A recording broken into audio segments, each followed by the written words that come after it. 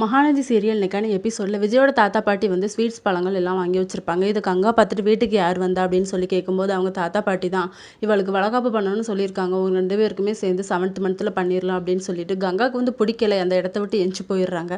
கடையில் வந்து கங்காவும் குமரனும் இருக்கும்போது யமுனா வராங்க. அப்போ வளகாப்பு வந்து இங்கே 2 பேருக்கும் 7th மந்த்தில் பண்ணுறாங்களாண்டி அப்படின்னு சொல்லும்போது அதெல்லாம் வேண்டாம்க்கா, விஜய் வந்து அவளுக்கு நிறைய கிஃப்ட் பண்ணுவார்.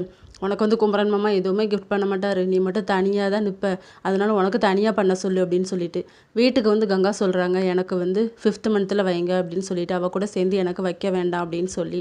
அப்போ உனக்கு 9ஆம் மாதத்தில் வைக்கலாமான்னு சொல்லி கேட்டால் அதெல்லாம் முடியாது. அவளுக்கு நான் தானே அக்கா, எனக்கு தான் ஃபஸ்ட்டு, எனக்கு நீங்கள் 5ஆம் மாதத்தில் பண்ணனா பண்ணுங்க, இல்லைனா எனக்கு வளகாப்ப வேண்டாம் அப்படின்னு சொல்லிட்டு அழுதுட்டு போயிடுறாங்க. இன்னொரு பக்கம் விஜய் வந்து காவேரிக்கு வந்து கோல்டு செயின் கிஃப்ட் பண்ணுறாங்க.